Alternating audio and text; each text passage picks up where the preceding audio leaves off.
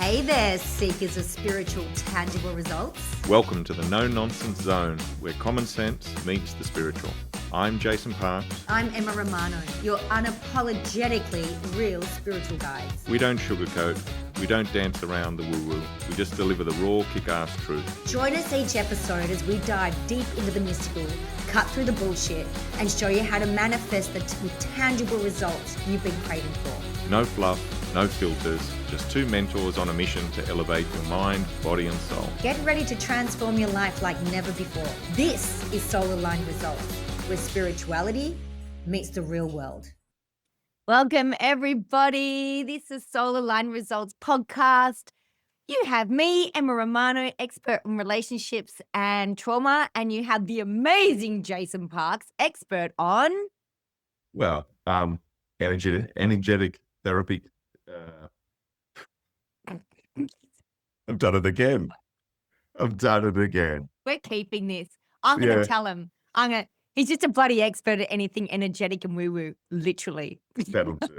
I think we'll leave it in. Let's just keep going. Let's just leave that there, right? We were just saying before, we need to leave the bloopers in because they're really funny. Because yesterday we did a podcast and I've gone, and this is Jason's gone, I don't even know who I am right now. It's been long days and it's early. Yeah. It's 8 o'clock in the morning for us, and it's already been a long day. That's telling you something, isn't it? It's busy. We're busy. Yeah. We're busy. But we're here. Anyway, that's the thing. Yeah. Yep. So guys, we want to talk about magic. Magic today. And here's the expert on magic is Jason Parks. Alrighty. I'll get into it. Yeah, go for it. This is exciting. I'm just going to sit here and listen to this podcast that I'm supposed to be talking on. Yeah, no worries. Yeah. So, it's interesting because, magic's an interesting subject because most people think that it's not real. So, and part of that reason is because the word magic has been moved into the entertainment industry. There's a whole heap of reasons why magic exists. And part of the reason... Can I interrupt for 1 second? Sorry. It's the same as hypnosis. Hypnosis and magic are the same. So hypnosis, people think it's not real because it went into the entertainment industry. Yeah, that's exactly. And it's the same as magic. Hypnosis, I feel, is a form of, it's quite magical. Yeah. Well, I mean, when I define magic, you'll see what I mean. It fits right in. So the magic, we're not going to be talking today about illusionism. No, definitely not. Yeah, illusionism is stage magic. That is using mechanical devices or sleight of hand or anchoring or neuro-linguistic programming, distraction, sleight of hand, to be able to create an effect that imitates a supernatural effect. Right? So that's illusionism. Illusionism itself is fairly awesome, but it's not magic as we're talking about it today. So what is magic? Well, magic is a process by which human beings use their will and universal law to affect change upon the reality that they live in. And we're doing it all day, every day. We're doing it all day, yep. And magical little beings out there. But there's other aspects of it. Yeah. And there's people out there that are doing things with that beyond what most people believe are even not only possible, but even credible. And that is a really hard place for people because we live in a society that says all that stuff is superstition. And yet, what do you do if somebody our society, our social paradigm is not very good at things like physical illness or death, and God forbid, disability or mental illness. Yeah. So we know how awkward that is. Well, imagine if you have problems with supernatural trauma.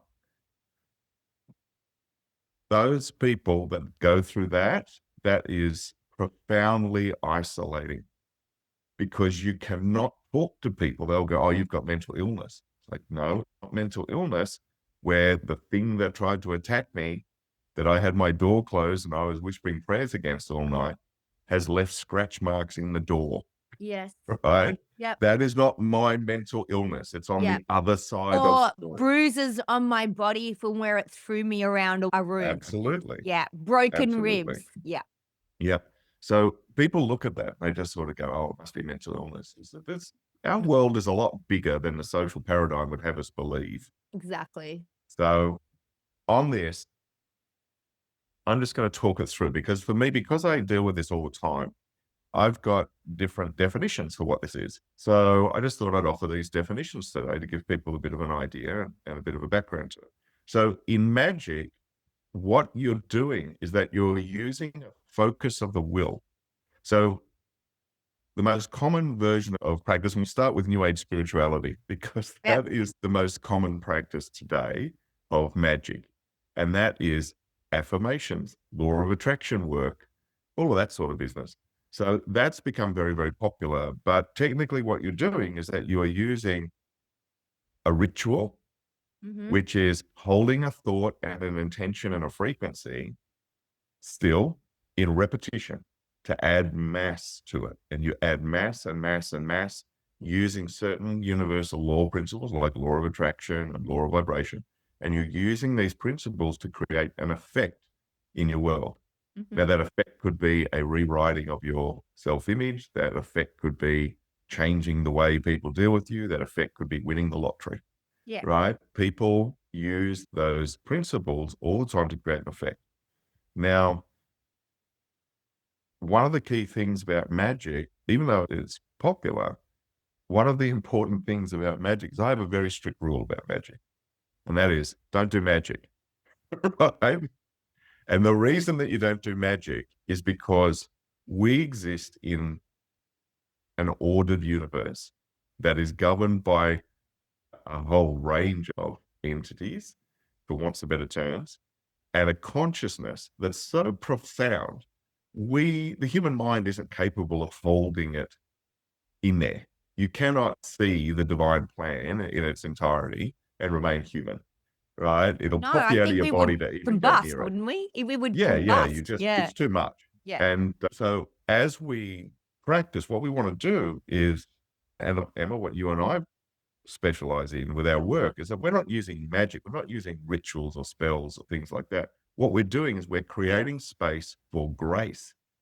You allow the divine love to come through and wash away those negative effects that we're trying to work with. And it'll do it in a way where everything is balanced. If you do magic, I've studied magic over the years, and in practicing magic, what you do is a little bit like jujitsu. So in jujitsu, people love jujitsu because they love the problem solving aspect of it. They're like, okay, so I grab this guy and then I hook this arm and then he wraps around, he grabs my neck and then I get out of that. I put him in this. And it's this ping pong thing that goes back and forth, back and forth, back and forth. And that's why people love rituals and magic. Is that it keeps their brain engaged, their mind engaged. And Source doesn't do that. So it just goes bang. Source is like, you grab me by the wrist and I hit you with a chair, right? So you're out. That Source is like bang, problem solved, move on. Right. But the chair will be so elegant and so beautiful that you actually won't mind getting hit with it. Right. It's like that Indiana Jones movie, the first one with the guy standing there and he's. Oh, with the sword. And he's like, choo, choo, choo, choo. And then Indy just pulls out a gun and shoots him. Yeah, exactly. Yeah, but that bullet is like a love bullet. Yeah, that's right.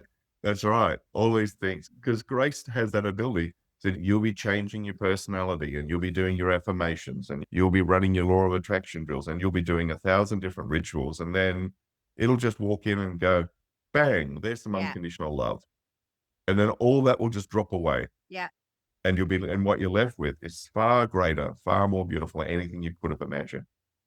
So that's why we have a strict rule about we don't do magic, because magic keeps you trapped in the level of your own ego, your own sense of self. And this sort of leads us to the next one. So it's like, well, okay, so what are the categories of magic? How do people do this? With technique, there has to be like some sort of categorization of it. And this is the one that I use. So there is, as we said, there's New Age spirituality. So it's relatively harmless. It's built around the idea of us trying to know ourselves as spiritual beings outside of a religious dogma. Really started in the late 1800s with the Theosophical Society and Madame Blavatsky and Rudolf Steiner and people like that. Started in Europe, and they were looking at the Hindu and Buddhist teachings and integrating that into Western spirituality. Mm-hmm.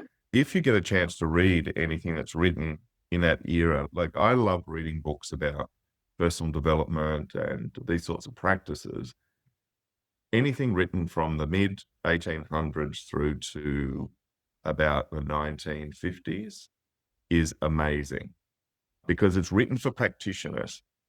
So what happened in the 1960s is that everybody just decided they wanted to fit in with their social paradigm. So they had and then it got into the 80s and Louise Hay got hold of it. And Louise Hay's done some amazing things, but she's has also completely directed Western non-religious spirituality in a straight line, the way she's wanted it done since the 1980s.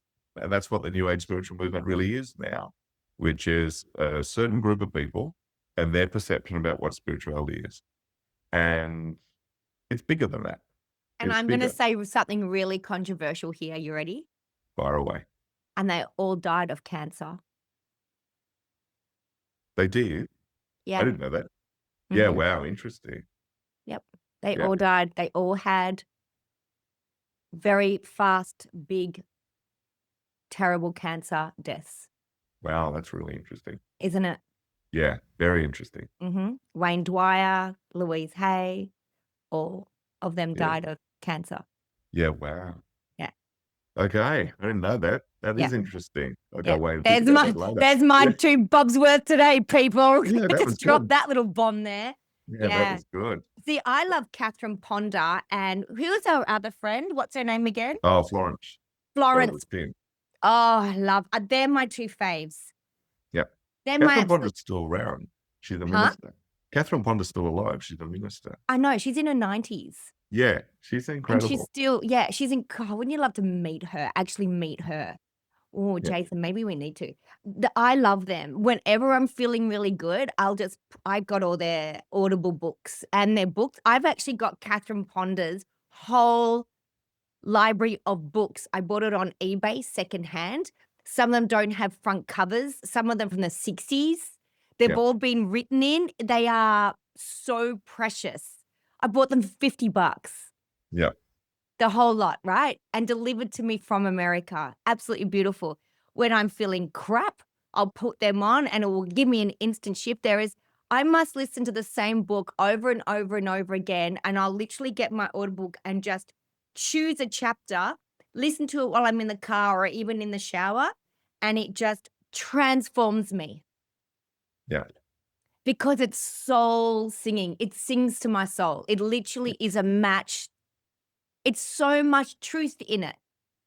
Well, yeah. Catherine Ponder. I find the new age stuff, you have to do a lot of stuff in the new age stuff. Like you have to say these affirmations, look in the mirror, do this, get up, do a ritual. You don't. Yeah.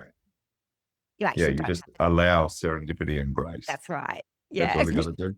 Yeah. So Catherine Ponder's works, excuse me, Catherine Ponder's works are amazing because she's working with grace. But she's actually basically the same lineage as Florence Shinn from the 1920s and 30s. And Florence Shinn's work is incredible. It's so gentle and it's so beautiful. And if you want to see what divine feminine-led spirituality without bullshit looks like, those two. Florence Shinn. Yeah. Incredible. I think Catherine Ponder too. Yeah, exactly. Those two, they're my absolute favorites. There's a lot of Rudolf Steiner's work's very beautiful, but you have to know how to study it. So one of the things about Rudolf Steiner's work as it appears in English is because it matters like more than 200 books. Because he was a prolific speaker, he was an academic and a polymath, meaning that he was an absolute genius across multiple endeavors of human expression. Wow. Artist, lecturer, philosopher. He laid the foundation for biodynamic agriculture, for Waldorf education, for special needs education, for certain sciences, different methods like arrhythmy, which is a combination of like meditation, ritual, and dance, Bothman gymnastics. There's different forms of art that he put forward, architecture. So he was a profound profound individual. And also what a lot of people don't realize, he was the major nemesis of Adolf Hitler before 1939. Really? Yeah, because he saw that he was German, and he saw that what Adolf Hitler was bringing into the world was a contest for the soul of the German people. So he was putting forward this acceptance and kindness and compassion and bringing out those best aspects of the culture. And Adolf Hitler didn't like him. They sent the Gestapo after him a number of times. And he ended up moving to Switzerland, and they sent guys over the border and burnt down his college that he built. Right, he built this beautiful carved wooden, the Gothenarium, I think it's called, and it's a beautiful carved wood building, immense, like a hall, incredible. So they burned it down to teach him a lesson. So he learned the lesson, and he built it again out of concrete. Fuck you all! Right? I love him. So and his lesson. That's a great but lesson. his teachings are huge, and his teachings are about the soul. They're about the integration of the soul. The fundamental of particularly like Steiner education is a Waldorf education is about how to help the soul integrate in children as they're learning the education system. It's a beautiful idea. And so Rudolf Steiner's work's really wonderful. But one of the things that is difficult about it is that it'll take you on a journey in your own head. So you start reading, and the next thing you know, you realize you're off with the fairies. And there's a way around it. And I used to study this quite intensively for a number of years, and with, in study groups and with mentors. And one of the things that they always go back to was like, you have to read it out loud. Rudolf Steiner gave speeches. He basically channeled these talks. He wrote books, yes, but he was a German academic. So they're very heavy. They're very heavy. Yeah. And but his speech is what most of the books are, and because he gave thousands of speeches, and people just took notes and had them published in German, and then eventually they were translated into other languages. So if you read them out loud, it puts you in the vibration, and you don't go unconscious in the work. You stay conscious with it. So it's quite. If anybody trying to read Steiner and finding that they're just going loops, read it out loud. Read it out loud. That makes sense. That's the That thing. makes sense. So what's the other kind of magic we got? We've got New Age spirituality. What else? Well, let's get into the other one. So the other one that's potentially nice is high magic. So high magic is what you find in things like Freemasonry, the Golden Dawn, those sorts of processes. It's an idea that by studying magical ritual, we get a deeper understanding of the nature of the self and of the consciousness and the superconsciousness. However, it has other elements. And I want to talk about these other elements because these are the ones that come across my desk. So the first one is shamanism. Shamanism are the indigenous native beliefs around humans as part of a bigger universe. So we in shamanism versus witchcraft, right? Shamanism and witchcraft are actually the opposites of each other. Right. Even though today they're all mixed up together, they're actually opposites. So the reason they're the opposites is that in shamanism, what you're doing is that you're understanding your place in nature. Whereas in witchcraft, you are understanding nature so that you can bend it to your will. People who practice witchcraft practices or Wicca or so forth, everything they're doing is about how they get what they want. It's always about how to do what I want. Oh, I want to be healthy. Oh, I want to attract abundance. Oh, I want to bring love into my life. I'll create a spell. I'll create a ritual. It's bringing it back to them as the center of the universe. Whereas in shamanism, it's about I fit into a bigger system. Right. Now, whenever you work with magic on any level, there is a massive karmic blowback. The karmic effect on this is huge. When you're working through grace is manipulating that karmic effect. So you don't get hit the same. There's a lot of teachings about, whatever you give out, you get 3 times back. It said, not with grace. Yeah. So those maths are completely off. Grace will give you exactly what you need, however you need it, and it'll be a lot bigger than you thought it was. So you can't think about 3 times. Sometimes it's millions of times bigger than you thought it was going to be. And sometimes it was just a little bit. That truck you thought was going to hit you just whizzes by and ruffles your hair. It gives it what is appropriate for the highest and best.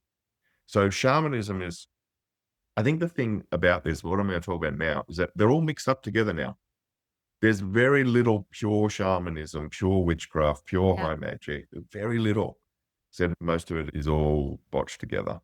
So in shamanic magic, it's about reconnecting into nature.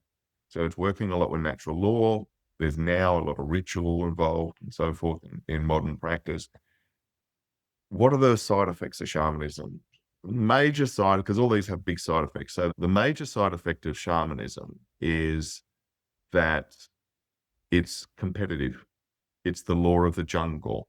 Yes. It keeps you in the competition bandwidth. Yes, I agree. So you often see that people who practice shamanism, they often have got all these social dynamics going on around them, where this one's after this one and they're all attacking each other. And that's happening all the time.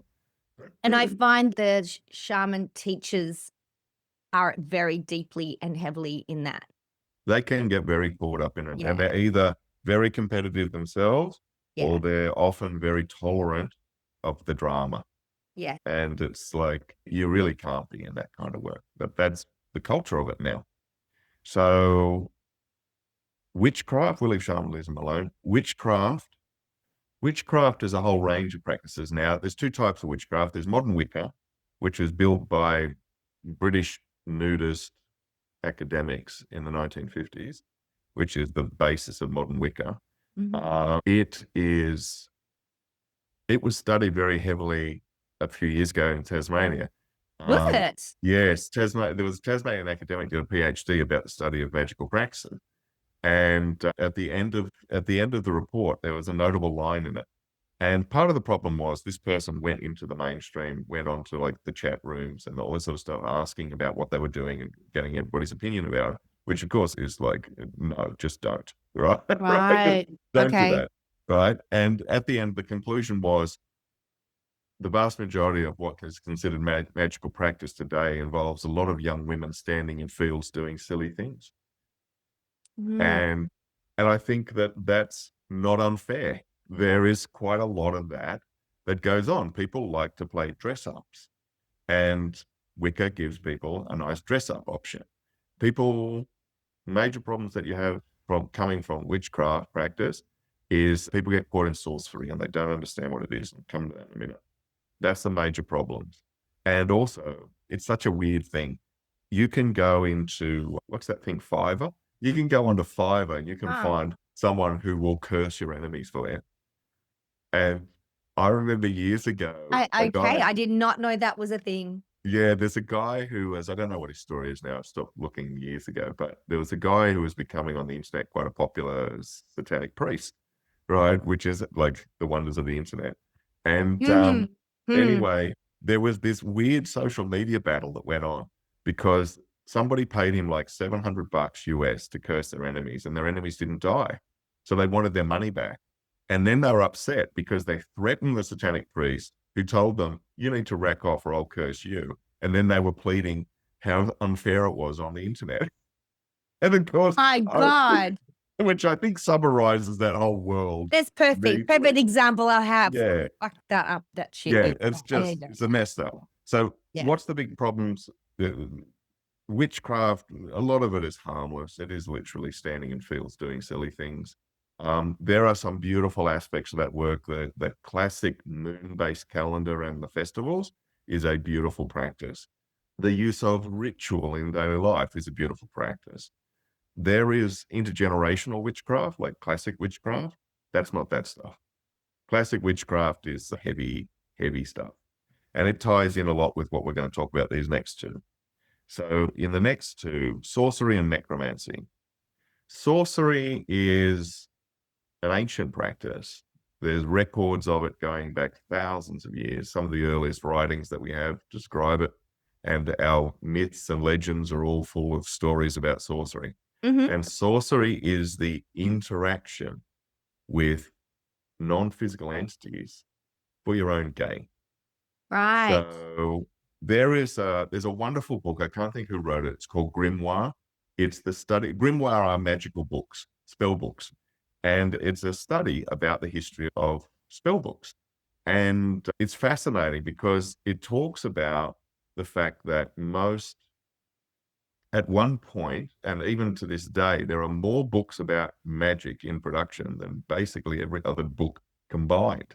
Really? I did not know that. For many, many years, and particularly in the 1800s, so 16, 17, 1800s, and early 20th century, there was a lot of practice of people looking into magical practices as ways of getting rich.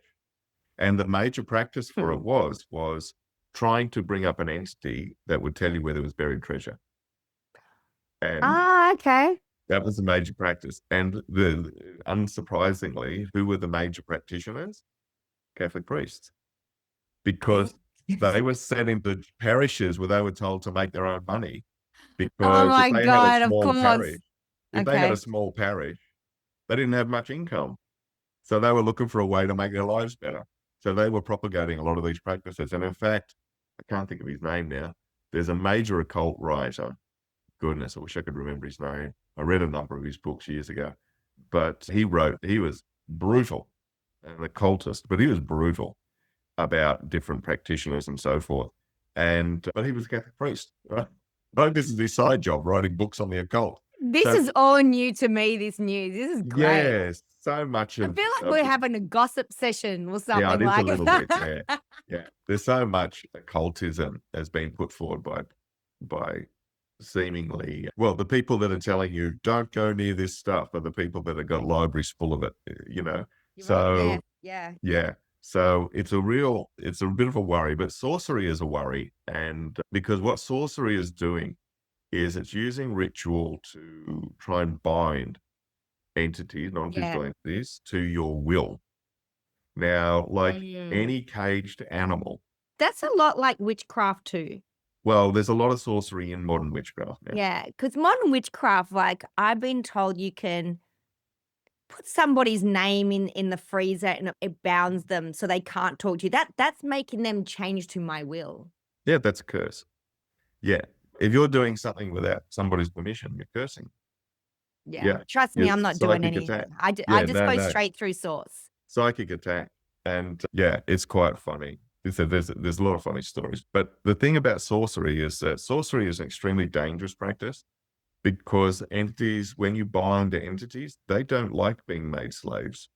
They have their own lives. They're part of the divine plan. And when you grab one and you lock them in and make them a battery in whatever machine you think you're building, they don't like that. So sooner or later, you're going to make a mistake and they're going to get you. And one of the things about it that's so terrifying about this is that if they can't get you in day to day, at some point you're going to get on the astral. You're going to really get on the astral where they live. And you won't have a physical body to run away to. So they just wait. I'm sitting here in my mind, like a few years ago, there was a whole group of women who were in this, like, they called themselves witches.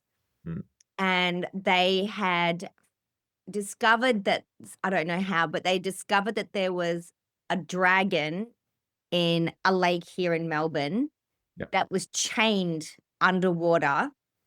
And they wanted to release it. And, you know, they wanted me to be part of it because I'm so connected with the dragons. And I was on Zoom. It was on loudspeaker. Jack has come down. You're going to laugh so much at this, Jason. Jack comes down and he's hearing the conversation. He goes, what's this bullshit about releasing a dragon from the dam? I've gone, I don't know, this chick wants it. He goes, listen, the dragon has a purpose. Don't go there in your pretty fucking white dresses singing Kulala. Like, that sounds like Jack. So Jack, right? With roses daisies in your hair. He goes, you leave the dragon there. He goes, listen, the dragon's fine. It's got a purpose. It's happy. Who are you to say that you know what dragons need? You're freaking human. There's safety 101 with... there's Jack, right? So Jack. This poor woman, as my friend Shayla says, Jack sucked the jam out of this chick's donut. Like, yeah. And I looked at Jack and gone, you're in loudspeaker. Like, they can hear. And he goes, good. Yeah. He goes, you just don't fuck with shit like that. He goes, all these little these new age witchy poo things. He goes, it's all bullshit. It's all ego. And I'm like trying to find the mute button like about 5 years. This is 2020, I think it was. It was in lockdown. So yeah, it was 2020. It was, oh God, it was funny. Anyway, so they all went, I don't think we should do it. And I'm like, nope, leave it. Leave it. Yeah. People don't understand that this kind of stuff it's not a joke. No. And you're not saving the freaking world either. Like it's just your ego. That's the ego. Exactly. Yeah. Like just look at yourself. The best thing we can do for this world is get ourselves into a higher frequency. And I'm telling you now, it's harder than you freaking think because you'll go, yay, I feel really good. And then the shit hits. Yeah, that's right. Yeah. But I had a little thought the other day. You know, when I had a client in yesterday, she's amazing. And she's done all of our work, Jason. And she's studied under me and done all my work. She's incredible. She's going through a marriage breakup. He's been depressed for 30 years. They've been married for 30, been together for 30 years. Yeah. And he's just come out of that. He's been an addict for 30 years. He's now 6 months sober. You and I have been working with the whole family. And it's been amazing. And she said to me, she goes, I can feel so good. And then I can just go, what the fuck? And I'm like, so this is what I call magic. This is Emma magic, right? So you can feel good and the next minute you can feel bad. And it's not about feeling bad. It's about I'm feeling good enough to go and collect the old identity or the old belief systems that aren't working for me. But we have been put into this thing where like, I'm either good or I'm bad. You're not good or bad. It's all as it's meant to be. Exactly right. And we can't shame when we're in the shit. We can't shame it because then we are really messing ourselves up. Because if you've been in a good mood and you're like, yay, your unconscious mind and body and your spirit and your soul is going, hey, babe, you're in a really good space right now just to pop over and have a look at some shit that we need clearing up. We'll do it now while you're in a good mood. But then we go, oh, now I've messed it up. We haven't messed it up. You only messed it up if you say you've messed it up. Yeah. We need to go and collect. Because if I'm sitting here now and go, right, I want to go into more health, wealth, and vitality. I feel so good about that. And then my system, my entire system, my spiritual soul, my body, my unconscious, everyone go, right, well, let's go collect those things that are not in alignment with health, wealth, and vitality. And I go, okay, I can see that. Thank you. It feels crap. I get sad and it's fine. I have a cry. I can yesterday I was just angry. That's just shitty, but it's all good. I don't shame it. I don't sit there and go, I'm supposed to be in a good mood 24/7. No, every mood lasts 90 seconds in the body. Same as happiness. Yeah. Same as freaking happiness. Only lasts 90 bloody seconds, right? We've got to be, happiness isn't a destination, it's an emotion. Yeah. We've got to remember that, right?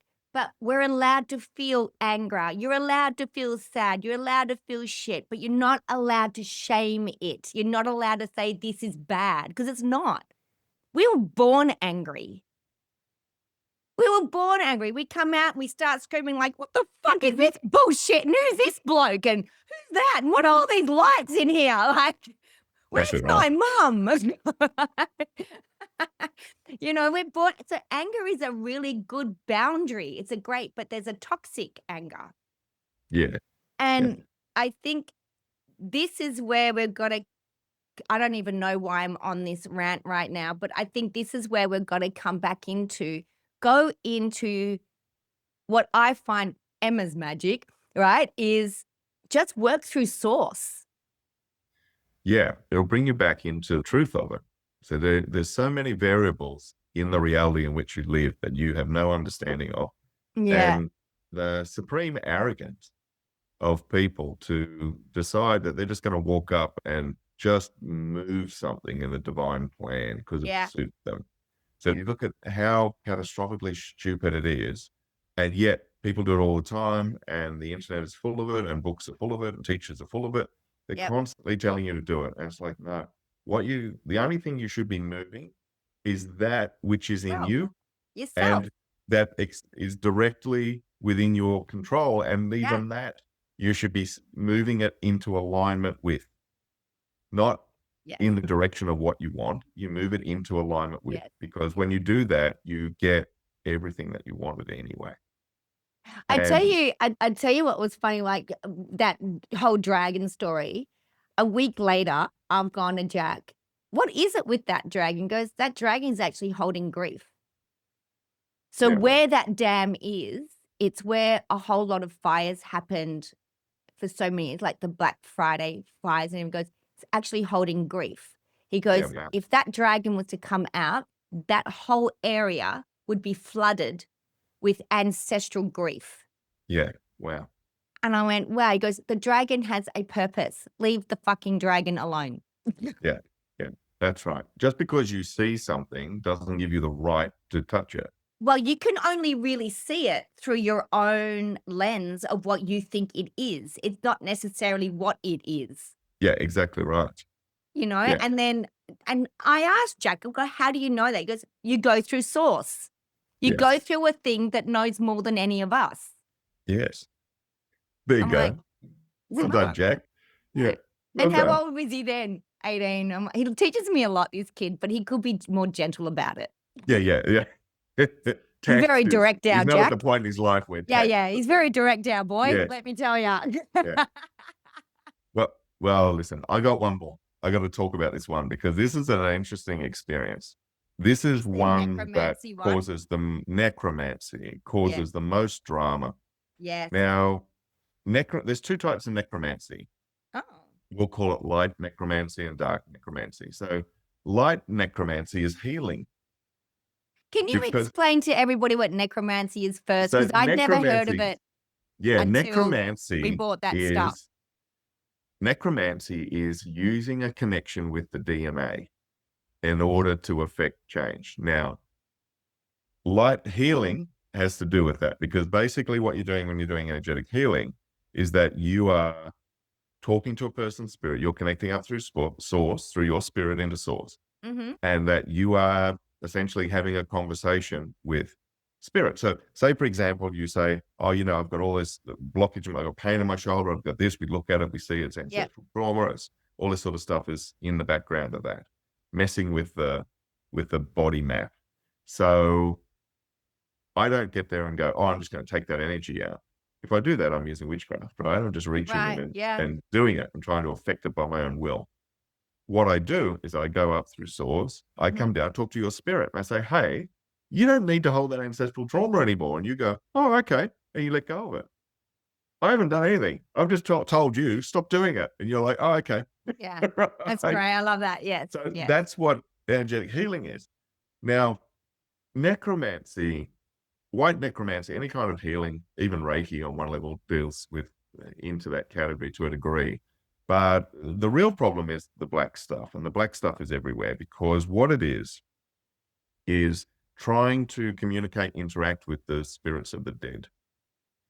So I was in a public library in Kingston. It's an area outside of Hobart.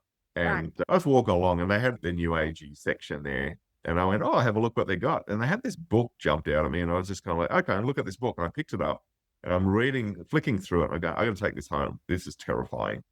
And I took it home and I read it and it was what a great reason to take it home. Oh, it's terrifying. You know what I do. So it was like, I got to read this. Anyway, I read this book and it was interesting because it was available, easy to buy over Amazon. It was everywhere. And it was on a shelf in a public library in Tasmania. And it was an accurate book on how to bind and interrogate the spirits of the dead. Oh my gosh. And it was written by a guy who ran a witchcraft supply store in Salem, Massachusetts, right? But it was real. It was real. All the processes he had in there were real processes. even to the point where they're saying that he actually had all the details of how you can, I don't know if you can do it in Australia, but you can do it in America, where you can contact medical supply stores. And when people leave their bodies to science and medical surgeons and so forth, they practice their operation work, their cadaver work and anatomy work. Yeah. They do all that. But what happens to the bodies when they're done? Well, when they're done, some of those bits are broken down and they become anatomical skeletons, and some of them are display pieces and they end up in doctor's surgeries and stuff like that. They're DNA. So you can go to these supply places, get them to send you a skull. This is what he was recommending. Get a skull, right? And now you've got a person's skull. And then what you do is you do your rituals that you can communicate with the owner of the skull on the other side. Oh my God. Right. Except there is a problem, right? I know you see the problem straight away. The problem is when somebody knocks on a door, it's like, who's there? Don't know. You got to open the door. Right? So the problem is, just because you think you're talking to the skull of Bob and Bob says, who are you? I'm Bob. That's Bob, everyone. Like, is it? Is it Bob? Because you don't know. And the problem is when you open the door, there's nothing in there in that book about what to do when the whole thing goes pear-shaped, right? It was just like how to open the door. I got the heebie-jeebies about it. Oh, yeah, it's heebie-jeebie stuff. So things like table knock, what they call table knocking, if you're in your house and you hear a knock on the wall, right? Don't knock back. It's giving permission for a breach. Yeah. This is how people get stuff started. I mean, watch horror movies, right? If you're worried about it, go watch a couple of horror movies. It might cure you. So, but people's ego get in there and their curiosity gets in there. Like, oh, I wonder what it is. I wonder why I'm special. You're not special. You're lunch. You're special. That's all you are. You're special like an Just angle at the of tuck fish. shop, mate. You're the sausage roll for the day. That's all exactly that it. is. Yeah, that's why you're special. My gosh. So you have all this side of it, but in the deepest aspects of it, necromancy is a terrible thing. And so can I tell about, was it necromancy when Shani and I were buying that black stuff and you had to take the curses off it for us? Was that necromancy? So you thought it was... no, that was the, that's, witchcraft. Whether or not there was sorcery involved, I don't know, but yeah. But they cursed every item in the shop. Yeah, it was... to stop shoplifters. Wow. Yeah. Okay, yeah. That was crazy. Yeah, that was crazy. We bought this, I can't remember what it's called. It's this black stuff and it's, molten ash or something like that, and you put it in a bath or you put it in your water and it takes out all your toxins and stuff like that. Oh, I know what you mean. Yes. The fulvic humic. Yes, the fulvic humic. That's right. And it was a multi-level marketing thing. Yeah. And I can't remember what was wrong, but that we weren't well or something was going on. Like literally Shani's and my lives were falling apart.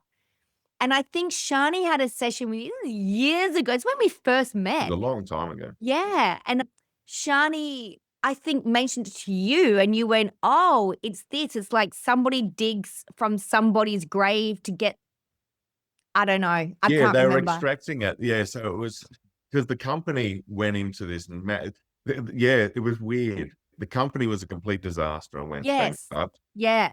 A person got their bee in their bonnet about it and just attacked them and attacked them and attacked them and attacked them until they went bankrupt. Yes. And then that person died. Oh my God. And it was all bound up, but it was actually bound up that where they were extracting it from, there's nothing wrong with fulvic humic. No, it was just this brand of fulvic humic. Yeah. Yeah, they were getting it from a place where it had been like a battlefield site or something like that. Yeah. There was dead bodies in it. It was in Canada, yeah. So it was like, it was all tied into the indigenous burial rights and things like that. So there was a lot of stuff that was not being honored there. And there was a lot of retribution tied into it. So, yeah. And this shit is real because I can't quite remember, but Shani and I were like a mess. For a while. And Shani mentioned to you, and then you did your thing on it, and all of a sudden we were fine. Yeah. Yeah. Necromancy is terrible, terrible, terrible. And the effects it has on people are terrible. You've got And to be super careful. If we're trying to bend somebody else's will, don't do it. Bend your own. Like literally put yourself to change your own self. That's where I was going before. If you want to do any kind of magic, work with source, stop looking at everybody else and do you. If you want yeah, somebody else to be better around you, you be better first and then you lead them, right? Just you do you first. It is the greatest, most beautiful magic you can ever do, and it's the safest magic and the most powerful magic and instant magic you can have. It's yeah, literally just changing yourself. yeah. If you imagine every single person in the world performing magic on themselves to be better, to feel better, to do better, what kind of world do we have? Yeah. Whereas everybody's too busy trying to do the next door neighbor or the somebody who's done a shitty post on their freaking thing or, on their Facebook or something. Don't worry about them. Yeah. Don't worry about them, right? You just focus on you. You can always block, delete, right? Just focus on yourself. That's the real magic. And always, always go through source. Don't worry about going through fairies and else. If source sends you them, that's great. But don't go into those, I don't want to say low level hierarchies, but they're a different entity.